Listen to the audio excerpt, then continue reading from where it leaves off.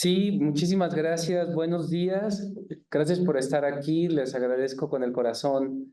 En el largo recorrido de estos 5 años, pues son tantos los agradecimientos, pero el estar aquí ahora y también quienes están en el ahora, aunque no en el aquí, también se los agradezco profundamente. Es una larga lista, pero pues quiero comenzar agradeciendo a la inspiración, ¿no? Que permite que Abya Yala sea esa fuente también de reconocimiento y son sujetos, sujetas, pueblos, experiencias, memorias y en la cercanía pues a mi tribu, a mi compañera Darinka, a Gandhi, a Quetzal, que son parte de el camino, ¿no? Concreto que han podido, que me han ayudado a sostener esta investigación en el día a día, ¿no? Que es también el quehacer concreto para poder dedicar este tiempo vital a la exploración y a mis grandes profesoras, a Xochitl Leibar, a Celi Burguete, que están aquí, que son pues mis dos grandes maestras en este instituto y un motivo también por el cual yo elegí estar aquí en el sur-sureste, en este CIESAS, y que no fue casual, ¿no? Y que agradezco también la fortuna de poder elegir los sitios en los que estoy explorando, sentí pensando. Y con ello, pues una larga lista de personas que me abrieron su palabra, su conocimiento, sus saberes y sus llamados de atención también, ¿no? Para conocer las dimensiones finitas de lo que también como explorador e investigador uno puede llegar a reconocer en tanto conocimiento situado, sabidurías y a la vez en tanto ignorancias, ¿no? Porque este es un gran camino, como lo promete el propio título de las geopolíticas y geopoéticas en Abya Yala, es un espacio en donde apenas el reconocimiento de estas categorías también te marcan un límite donde solo la maduración a lo largo de la vida te permiten el poder llegar, ¿no? Este, a comprender, ¿no? En algún momento el significado, ¿no? Entonces, yo quiero comenzar con una cita que es conmovedora de Iván Guagua, que es uno de los referentes en el pensamiento Gunadule, este, en donde nos explica un poco sobre estas memorias profundas, ¿no? Para después contarles sobre la estructura así breve de esta exposición. Dice así: Baba robusteció así a la gran Nana Ologuadule. Baba y Nana son las dos grandes fuentes de vida, ¿no? Le amarró las columnas de oro y entonces nació el río. El sitio se llamó Abya Yala y Ologuadule llegó lentamente a su plenitud. Ya no era informe, sino sólida y compacta. Abya Yala Oloburganyala.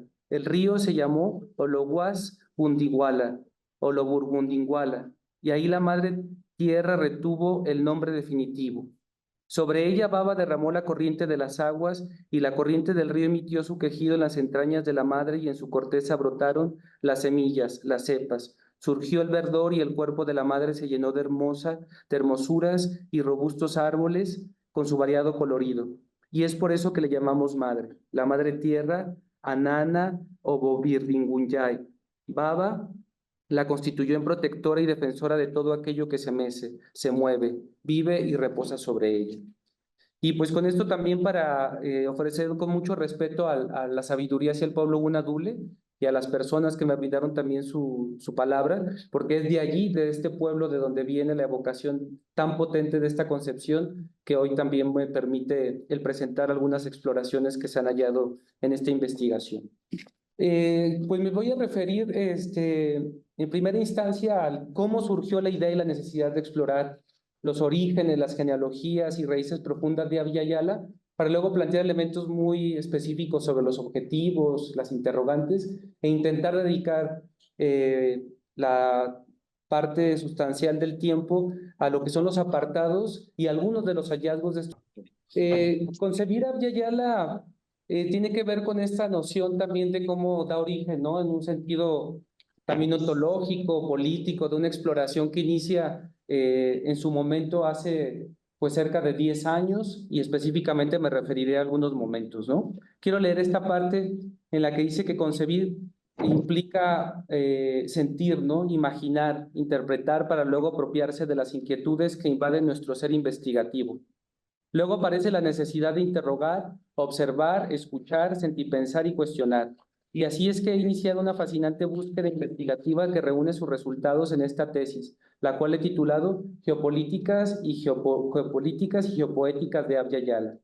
No cabe duda de que los ecos sonoros y escriturales de una voz y memoria telúrica convertida en palabra, concepto y categoría continental, que es Abya Yala, se incrementan paulatinamente en diversos espacios de reivindicación política, textos académicos y periodísticos, exposiciones de arte, música, danza, teatro, cine, convocatorias para la defensa territorial y llamados a la reconstitución de consejos espirituales.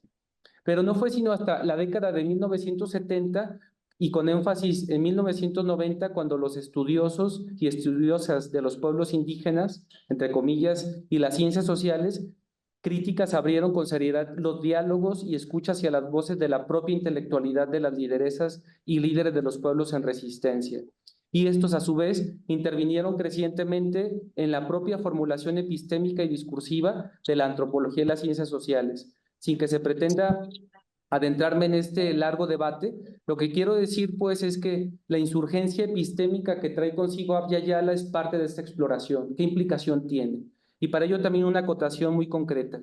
Dentro de esta gama, digamos, del pluriverso que implica y de todas las posibles posturas que existen, la investigación se ha concentrado en explorar las genealogías profundas desde la concepción del pueblo Gunadule para después también situarnos en la politización del proceso histórico-político que desde la década de los 70 adquiere una creciente apropiación desde distintas organizaciones de pueblos indígenas originarios y después viene también en la década de los 90 la emergencia de los pueblos afrodescendientes y la apropiación paulatina desde distintas corrientes feministas, decoloniales, de movimientos artísticos e incluso desde la propia conceptualización de la ecología política, por ejemplo.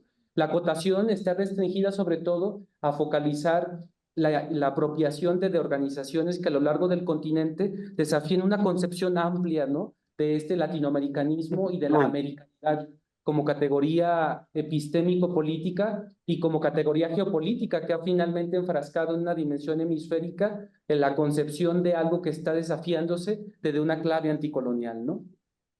Recupero la cita de Ariruma Cowi, ¿no?, poeta intelectual otavalo, que nos dice que la recuperación de los nombres propios en general y del nombre de Abya Yala en particular nos permite rememorar el lenguaje poético de las lenguas indígenas, nos permite recordar que los referentes de la memoria de nuestras poblaciones aún siguen vigentes y tenemos derecho a llamarnos en nuestras propias lenguas. Para ello, necesitamos recuperar nuestras antiguas habilidades de saber leer, seguir las huellas, tener presente lo que decían nuestros mayores. Y en buena medida, esta recuperación o florecimiento de las formas propias de nombrar implica también las formas propias del decir y del hacer. Y en ese decir también el sentir, y por tanto hay una praxis política y una disputa por la concepción no solamente de una categoría continental y geopolítica en términos de mi territorio, mis fronteras, sino de concebir la vida y la tierra que corporaliza finalmente la experiencia de vida, ¿no? Sin embargo, en la lucha política, esa disputa específica por descolonizar los territorios ocupados adquiere una creciente consonancia con los procesos de descolonización. Y esto se ha situado en una historia política muy concreta, de la cual también intenta dar cuenta esta tesis. Sí, la siguiente. Por tanto, así el gran objetivo, que siempre es difícil, ¿no?, pero intenta centrarse en explorar cómo se manifiestan las dimensiones geopolíticas y geopoéticas de ese imaginario y discurso continental de Abya Yala, desde las memorias de origen y las prácticas territoriales de los pueblos indígenas originarios en su último ciclo de resistencia, reexistencia y articulación política emergente entre la década de 1970 hasta mediados de la segunda década del siglo XXI, ¿no? En esa dinámica también, experiencia política que nos llevó finalmente a hacer una exploración que estaba situada hasta finales del siglo, perdón, de la segunda década, hasta 2019-20, pero que específicamente por razones también metodológicas y de evidencia empírica, pues se recorta más o menos hacia 2013-2015, ¿no?, en donde será la última cumbre continental de pueblos indígenas originarios de Abya Yala a nivel continental en el Cauca, Colombia, ¿no? Aunque su devenir ha seguido incluso expresándose en tiempos de COVID, por ejemplo, ¿verdad? El objetivo entonces ha sido el analizar ese desenvolvimiento histórico en esa clave geopolítica y geopoética de ese imaginario a partir del reconocimiento de esas fuentes genealógicas que encontraremos en los cosmocimientos de la cultura unadule, ¿no? Esa idea también de sabiduría, conocimiento y cosmos como una disputa también conceptual importante y como lugar de enunciación, que eso es muy importante. Es decir, a pesar de esa heterogeneidad, o sea, hay una apropiación estratégica de usar la categoría para decir estamos desde aquí en un espacio compartido para estos movimientos indígenas originarios que insurgen en este amplio ciclo de reemergencia política. Ahora, esto también es como un gran mapa esquemático porque amerita una profundidad exploratoria, pero he intentado hablar desde la geopolítica por esta exploración que también me acompaña pues en las 3 investigaciones académicas que he realizado, desde licenciatura, maestría y ahora en el doctorado, pero que intentó también el leer en la clave internacional, hemisférica, y finalmente interescalar, ¿no? Que es la complejidad de pensar cómo las geopolíticas indígenas abrevan de la geopolítica crítica e incluso se interrogan cómo descolonizar la geopolítica. ¿En qué términos? Bueno, en que es una categoría eminentemente imperial, colonial, ha sido disciplinariamente una herramienta utilizada para la dominación y la subordinación, y sin embargo existe un pensamiento estratégico de alianza estratégica, de diplomacia y de capacidad territorial efectiva para movilizar, bloquear, colapsar los sistemas de gobierno a nivel continental, que ha sido evidente en este ciclo estudiado, en donde las geopolíticas de los pueblos originarios se articulan, ¿no? Se repliegan, se condensan y después se desactivan, ¿no? Para después surgir nuevos ciclos en esto que también Araceli ha llamado, ¿no? Los procesos de sedimentación en ese péndulo de movilizaciones largas, pero que finalmente en la geopolítica creo que nos permiten reconocer también la importancia y la fortaleza de ese pensamiento estratégico que está situado en los otros mapas, las otras cartografías del quehacer estratégico de los pueblos de Abya Yala. Mientras que las geopoéticas es una noción también muy potente en donde intento reconocer toda esta noción no solamente estética, reflexiva, de apreciación, ¿no? Sino de toda la potencia de la poética política, ¿no? Es decir, la poética espiritual que también es aliada en la movilización para la transformación de esa realidad, esas geopoéticas que permiten una resistencia en donde la concepción profunda de memorias que abrevan de sentidos, ¿no? Los posibles horizontes futuros de potencia transformadora están allí recuperándose en las voces de oralitoras, oralitores, de una intelectualidad muy potente que está aquí presente, ¿no? En el día a día. Estamos en esta generación en donde esa intelectualidad usa esas herramientas de su lenguaje, de su conocimiento y de su potencia intelectual para explicar y también para apostar por una disputa, ¿no? En este campo epistémico. Y esas geopolíticas, que será la última categoría que surge en el marco ya en el proceso de la investigación, que es una categoría que utiliza David Choquehuanca, actual vicepresidente de Bolivia, ex canciller durante varios sexenios o periodo de gobierno durante el régimen del MAS con Evo Morales, pero que actualmente ya, digamos, tiene una apuesta por fusionar esta perspectiva y hablarnos de territorios geopolíticos, donde la madre tierra es el centro desde el cual, desde una crítica al antropocentrismo, nos permite recuperar, ¿no? Las nociones de fuentes de vida como experiencia política concreta y como incluso perspectiva para la configuración territorial. O sea, efectivamente tiene una dimensión muy palpable. Me refiero a las prácticas de conocimientos por esta aportación que nos propone precisamente Xochitl Leiva y toda la compilación del trabajo de los 3 volúmenes de este trabajo amplísimo, ¿no? Que reúne una gran cantidad de voces intelectuales, militantes, muy relevantes, que nos permite reconocer esas otras epistemes que están hablándonos desde sus categorías, desde la noción de lenguas propias, de cómo se concibe justamente práctica política y el conocimiento, y desde ahí se explica en los términos del debate contemporáneo todo lo que ha sido una experiencia transformadora o que evoca una transformación o le exige una transformación a la antropología crítica colaborativa y a las ciencias sociales, y las sabidurías insurgentes como otra noción muy potente que nos propone Patricio Guerrero en un libro también muy inspirador, que son La chacana del corazonar, y toda esta experiencia de la antropología comprometida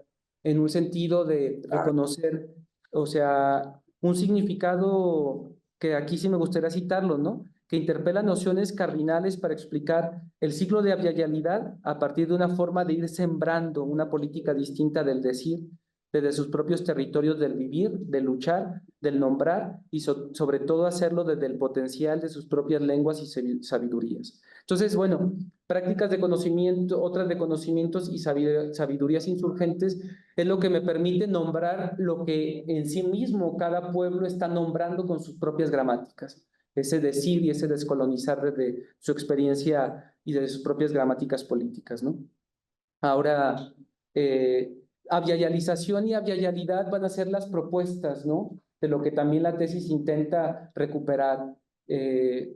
Avialización como proceso histórico-político, ¿no? Como una forma de dar cuenta de cómo se politiza, se apropia, se disputa también incluso el sentido, ¿no? El origen, la patente, ¿no? Porque finalmente estamos hablando de procesos políticos y en esa armonización creciente también hay disputa, hay lucha, ¿no? Entonces hay una apuesta por desromantizar el proceso en tanto histórico-político y en tanto también ideologías a flor de piel que están allí intentando dar sentidos a la libre determinación, a la descolonización, a la autonomía en su momento, y cada pueblo y experiencia territorial diciendo cuál es mejor, cuál debe ser la vanguardia, y otros momentos de compaginar, ¿no? De aliar, y finalmente sedimentar ciertos momentos de pacto que después experimentará sus propios momentos de crisis.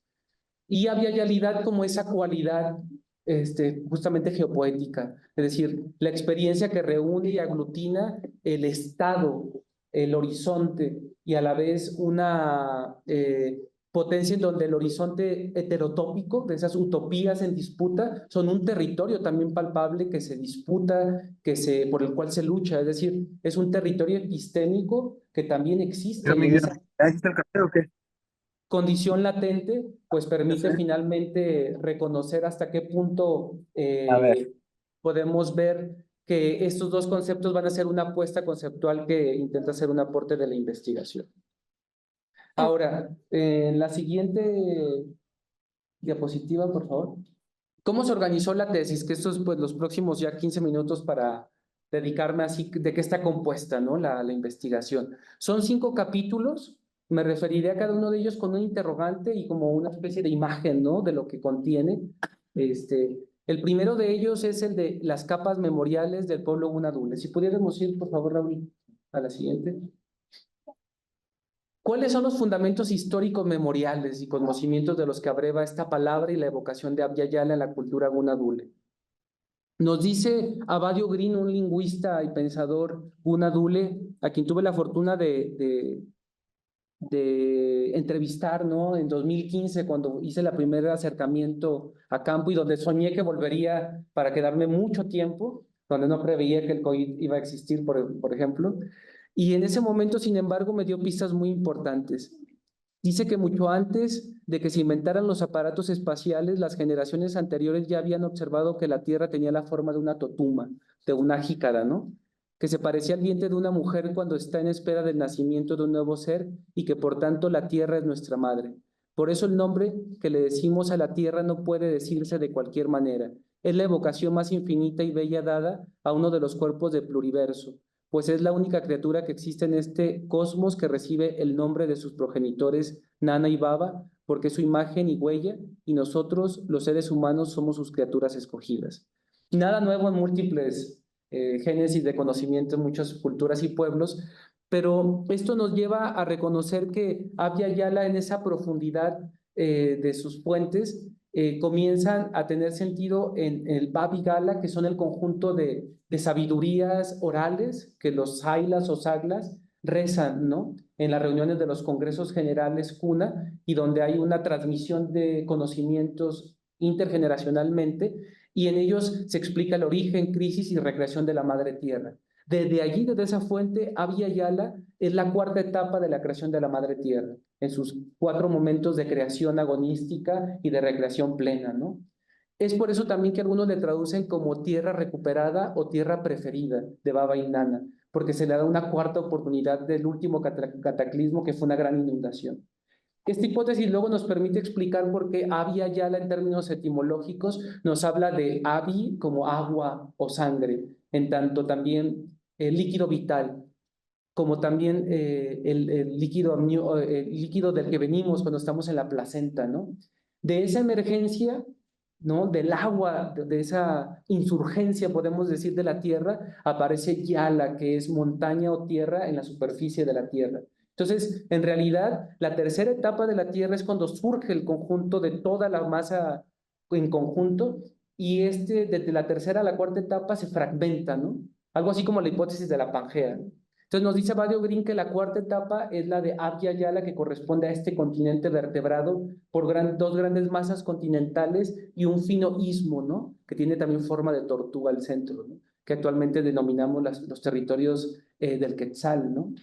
Entonces, dice un mito justo de Pablo Gunadule que cuando se caminaba lo que hoy llamamos el norte, se veían las montañas crecer y crecer, y cuando se caminaba lo que hoy la cartografía clásica moderna dice que es el sur, se repetía lo mismo, la misma escena, ¿no? Entonces, el camino en el estrecho del Darién y del Golfo de Urabá, donde está ubicado el pueblo Gunadula actualmente, nos habla de esa como infinitud, ¿no?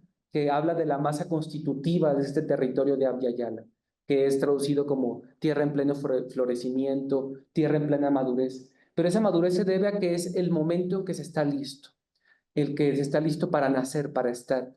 Mientras que la historia política evidentemente nos habla de una tierra, un continente de sangre, por la memoria traumática de la conquista violenta y la memoria de los 5 siglos de dominación y de colonización, ¿no? Entonces, si bien hay una politización muy importante al respecto, pues finalmente hay una amplia cantidad de información y sabidurías, y en todo caso este capítulo nos permite reconocer ciertos puntos relevantes, ¿no? Dar cuenta de la historia y el contexto territorial del pueblo Gunadule, hablarnos de Atmala Gunadule Nava, que es cómo conciben su autonomía, su autodeterminación. Hay que decir pues que se trata de uno de los pueblos referenciales que desde 1925 alcanzó un estatus y una capacidad autonómica y de autonomía relativa frente al Estado panameño, y ha sido un referente importantísimo para todas las luchas autonómicas en lo que es América Latina y para los pueblos originarios, ¿no?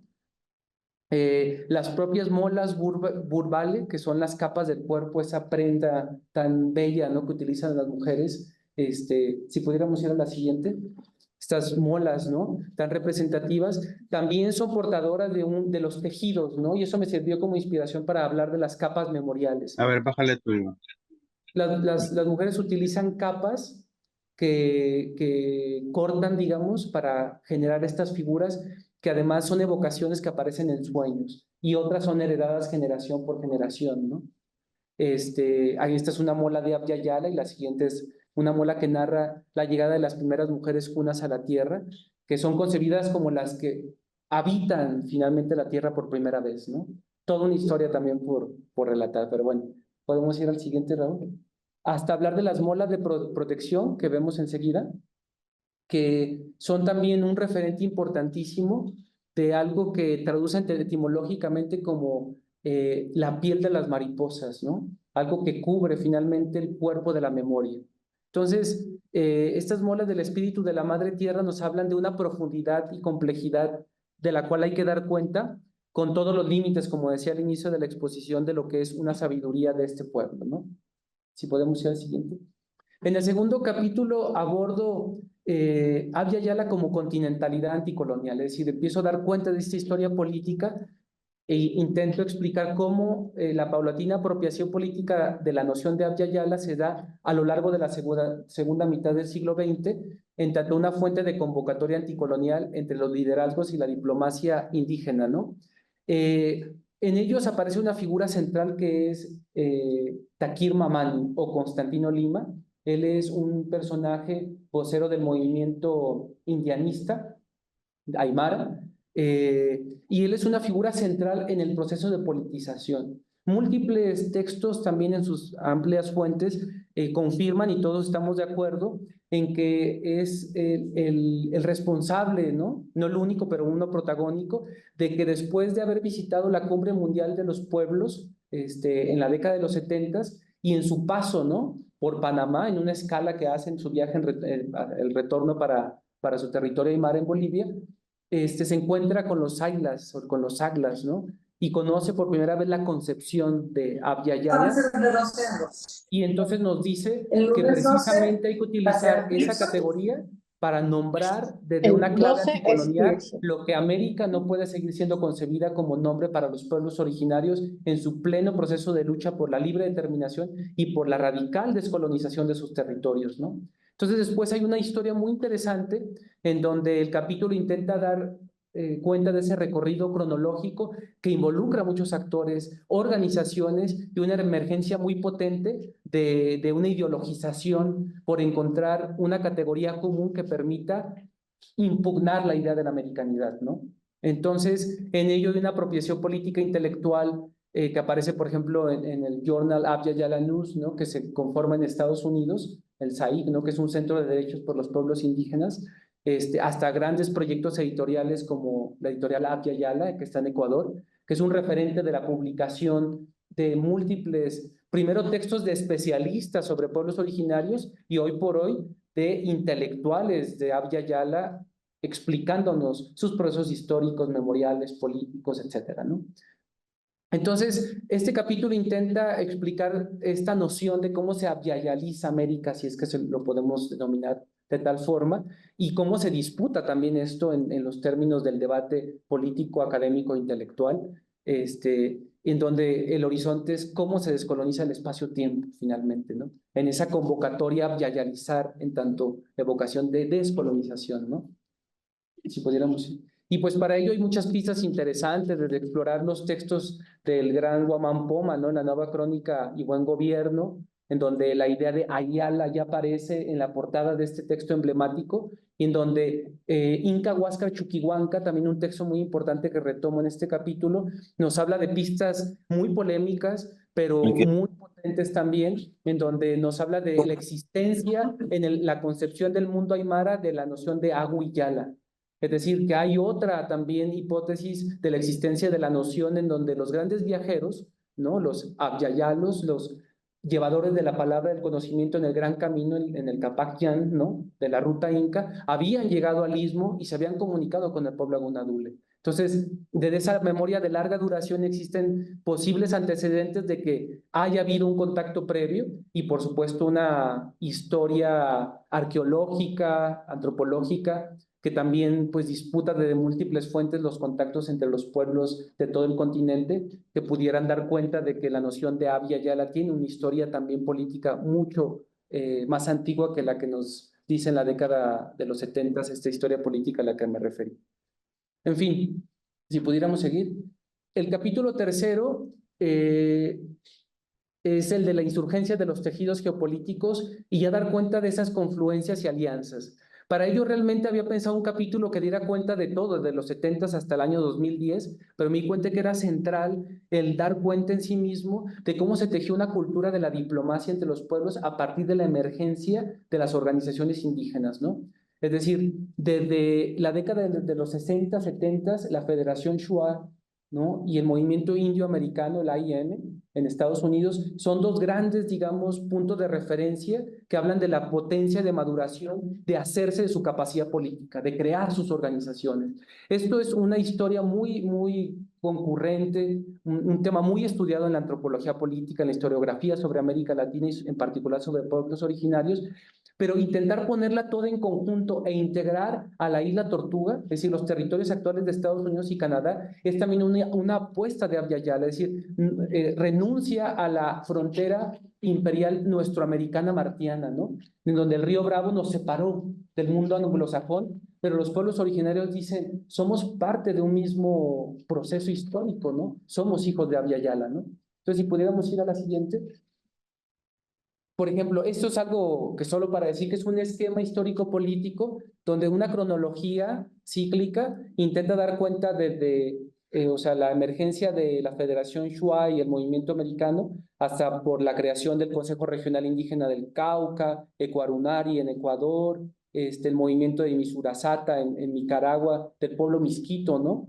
La creación de la SUTCB en el 79, la Organización Nacional de Naciones Indígenas de Colombia en el 82, la Confederación Indígena del Oriente Boliviano en el 82 también, la CONFENIAE en el 83, que es esta gran confederación amazónica, la COICA, en fin, o sea, es una larga lista y lo justo sería nombrar una por una, pero de lo que quiero dar cuenta es de que hay una articulación política que está ligando los múltiples territorios en una coyuntura también donde hay grandes momentos como el Inti Raymi en el 90 en Ecuador, ¿no? La marcha amazónica del SIDOP en el 90, por supuesto el levantamiento del EZ en el 94, la guerra del agua y del gas en Cochabamba y en el territorio aymara respectivamente. En fin, o sea, la historia política latinoamericana está directamente alterada, impugnada, ¿no? Atravesada por la historia política de nuestros pueblos originarios. Y a la vez, procesos también constituyentes que se van dando, modificación de constituciones por reformas o refundación de procesos constituyentes en América Latina, y estos morados que son los procesos de la diplomacia internacional. Entonces, hay una memoria también muy interesante, entonces esto trasladado a un mapa es esto, ¿no? O sea, en cada territorio, cada organización, a lo largo de este periodo histórico-político, está dándose movimientos amplios de articulación y alianzas. Y para ello también la tesis intenta decirnos, pues recuperar la memoria de Kainerocogua, ¿no? Que es del pueblo Haudenosaunee, que sería la Confederación Iroquesa. Y quiero nombrarlo porque en medio de tantas fuentes tan ricas, este pueblo ha sido uno de los elementales para hablar de la gran ley de paz. O sea, la Confederación Iroquesa, en lo que es actualmente un territorio alrededor de los grandes lagos, ¿no? Entre Estados Unidos y Canadá, abrieron un proceso de alianza entre las grandes tribus antes de la llegada de los españoles, los franceses, los ingleses y los escoceses a estos territorios, y son un precedente contemporáneo hasta las décadas de los 70s y 80s, a la cual se evocó por parte de los representantes de pueblos originarios en las grandes asambleas de la incipiente ONU, ¿no? Ya en contexto de entreguerras, desde la cual se reivindicó el derecho a la libre determinación desde procesos de paz, ¿no? Entonces, lo que quiero decir es que parte de esta insurgencia y geopolítica indígena ha sido portadora de la capacidad, digamos, conflictiva, ¿no? Efectiva de toma de territorios, incluso de la toma de las armas, pero también de una gran capacidad y potencia diplomática para la paz, ¿no? O sea, Abya Yala también es depositaria de un proceso orientado a la convocatoria por la paz, y por eso la potencia política de la diplomacia y la articulación del pueblo, ¿no? Pablo, querido, Sí. nos queda un tiempo prudente de unos 5 minutos para cumplir los 30, Sale, así que muchas gracias, Uchi. más o menos vea moderando los tiempos. Adelante. ¿Cómo no?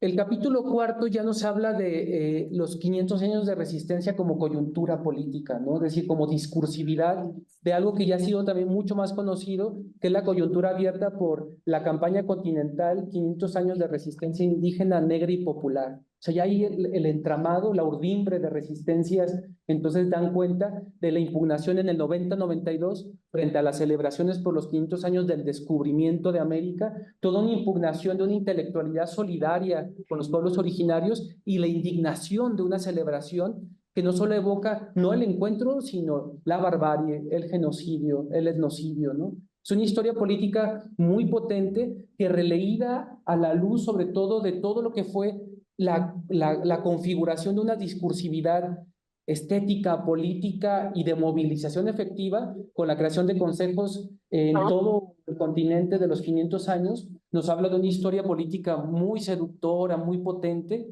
En un primer periodo este mapa lo que nos muestra es el recorrido, ¿no? de las cumbres, ¿no? Desde la cumbre continental de los pueblos en Quito en el 90, no, bueno, la continental en Medellín, ¿no? Donde se da el primer encuentro, hasta la del 90 en Quito, pasando por Xelajú, en Guatemala en el 91, en Bocop, en Chimaltenango, Guatemala en el 93, en Temuaya, en México, y después una siguiente etapa que ya sería la de las cumbres continentales de pueblos y nacionalidades indígenas que ya se apropien de la noción de Abya Yala, o sea, ya la ponen como consigna, ¿no? Y esto ya es un recorrido muy interesante que nos lleva pues desde Teotihuacán hasta de nuevo llegar a Quito, después a Ixinché en Tecpan, Guatemala, se empieza a hablar de Iximuleu ya, ¿no? De la tierra del maíz.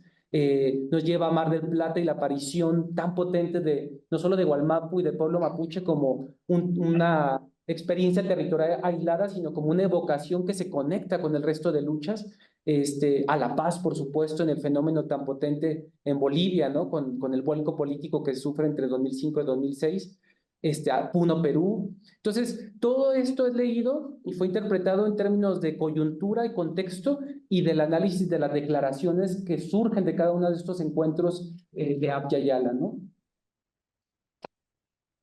Esto también, pues, solo para decir que se grafica justamente en un recorrido amplio, ¿no? De todo un proceso que visto así, ¿no? En esta expresión de cardinalidad, así como en horizontal del encuentro entre el águila y el cóndor, unidos por el quetzal, pues es realmente un efecto político muy concreto que nos explica parte de esta historia. Finalmente, el capítulo quinto es el de las geopoéticas y las geopolíticas en Abya Yala, ¿no? Para hablar de la plenitud y el florecimiento, no lleno de contradicciones ni lejos de una situación tan violenta que se experimenta en la última fase, pero sí para decir que aquí lo que se estudia es a fondo esas geopoéticas memoriales a partir de las profecías de retorno, donde el caminar de los consejos de unificación del águila, quetzal y el cóndor y el colibrí, ¿no? Todas las aves representativas de los territorios, sus rituales, son parte también de una tradición por la paz y los rezos, por los caminos de la medicina, ¿no? O sea, toda esta memoria también es una experiencia, una fuente central para explicar por qué se resiste y se va de la resistencia a la reexistencia, ¿no? La figura del Pachacuti y el Oxlajuc ¿no? Como grandes ciclos también, desde la noción aymara y la noción también andina, ¿no? Ampliamente, y una categoría maya, nos habla de los ciclos también, y otra concepción finalmente de espacio-tiempo que también abreva a esta exploración, ¿no? Hasta la perspectiva del Yum y Kiltán, que es un concepto que me compartió Pedro Uc, ¿no? Desde donde ya pude leer precisamente que la experiencia de la creación poética no es leída como una expresión del ego individual de los poetas indígenas, ¿no? Sino que son la fuente misma portadora de una sabiduría, es decir, la poética se expresa por sí misma a través de sus oralitores, ¿no? Entonces, esto fue muy interesante porque el capítulo lo que intenta es hacer un recorrido por distintos territorios, por los senderos de Abya Yala, explorando múltiples fuentes de un proceso, sí, también histórico, pero sobre todo lleno de una potencia de esas geopoéticas de Abya Yala, ¿no? Si pudiéramos ver que sigue. Esto es expresión estética justamente de esto, ¿no? De la reunión del águila y el cóndor que está en la música de Tito La Rosa, por ejemplo. La profecía, pues, del Pachacuti, del encuentro de la mente y el corazón, ¿no? De la razón y el corazón. La aparición del Quetzal como esa articulación ísmica, ¿no? Del pueblo, de los pueblos del istmo centroamericano, hasta la función del colibrí, como esa gran ave, ¿no? Articuladora de todo el continente, pues nos habla de una presencia metafórica muy, muy potente en los discursos propios que han sido estudiados de las organizaciones y las intelectuales de Abya Yala, ¿no? Esta es pues ya una imagen que he utilizado muy recurrentemente en la exploración. Fue tomado por un encuentro de Venezuela de jóvenes de Abya Yala, en donde pues ya vemos que aquí el águila y el cóndor se miran frente a frente, ¿cierto? O sea, ya no solamente poner de cabeza el mapa, sino realmente reorientarlo en función de las otras cartografías. Y en buena medida este capítulo también juega con una exploración semiótica, si se quiere, para hablar de los otros mapas desde Abya Yala, ¿no? Y finalmente, y esto pues, con esto cerraría, realmente creo que es una de las exploraciones que abre el camino a lo que sigue, ¿no? Profundizar sobre, o sea, Osheti Sakowin, la gran nación Sioux, ¿no? La reunión de los 6 grandes fuegos reaparece en las últimas movilizaciones hablándonos de una geopolítica, ¿no? O sea, una política por la defensa de la madre tierra contra el gasoducto que se quiere construir en esta región de la isla Tortuga, como se conoce también a la América del Norte, ¿no? Los Puy Caracoles zapatistas, si bien el zapatismo no interpela la vialidad, lo cierto es que sí apela a geopolíticas, ¿no? O sea, hablar de la lógica del caracol para producir su propia geopolítica de repliegue y ampliación, como ha sido parte de su historia, ¿no? La historia de Nabuana o Abyayá, la del pueblo Gunadule, la evocación de Umaquihue, ¿no? Del pueblo Nasa, que es la recuperación de la liberación de la madre tierra, ¿no? Los procesos actuales en los que se está desalambrando el territorio, ¿no? En el Cauca, la experiencia de Causac Sacha, que es la selva viviente para el pueblo de Sarayaco en la Amazonía, la noción de Coyasuyu, que es una noción ancestral y contemporánea, ¿no? Desde la cual se habla de la reconstitución territorial de los pueblos ancestrales y contemporáneos, la noción de Ibi Marae, ¿no? Del pueblo guaraní, que nos habla justamente del gran consejo continental donde los pueblos guaraníes partidos por estas violentas fronteras del Paraguay, Bolivia, la Argentina, Brasil, finalmente aflora una insurgencia por su reconstitución o reemergencia y por supuesto los grandes territorios de Gualmapu, del pueblo mapuche, que también pues una complejidad muy, muy amplia, pero que vaya, fueron explorados desde estas experiencias concretas en el último capítulo como una evocación de la potencia emergente y enfrentada a este contemporáneo escenario de guerras, de despojos muy, muy cruentos y que también nos interrogan sobre cuál será el horizonte futuro en una coyuntura como la actual para estos horizontes emancipatorios que sin duda están llenos de contradicciones en un proceso o un contexto contemporáneo muy, muy violento y adverso, pero que nos habla de esa potencia que está allí ya colocada y sobre todo nombrada para que sea latente y posible, ¿no? Entonces, yo aquí cierro diciendo pues que estos ámbitos de los 7 ámbitos de la geopolítica, yo creo que tienen mucha cabida, o sea, cuando hablamos desde las leyes, poderes y fuerzas de la naturaleza, hasta cosmovisiones propias, lo que llaman cosmobiocentrismo, las comunidades de vida, el despertar político, el despertar de la conciencia y los horizontes del buen vivir, tienen su expresión no solamente en el mundo andino con la idea de Sumaca Usay o Sumaca Maña, sino en la voz y gramática, en la poética de cada pueblo, el buen vivir tiene una forma de ser dicho.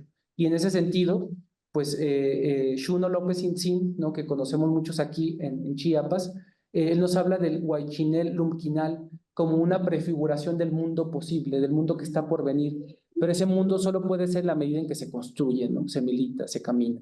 Entonces, esos horizontes están allí colocados y finalmente, pues, sí, pues darles las gracias, ¿no? Como me enseñaron, me enseñó mi maestro Pedro, ¿no? Es decir, Hach Nib Olal, que es muchas gracias por su escucha, por estar aquí y para cerrar también mi intervención y escuchar, por supuesto, aquí a mis maestras y maestros.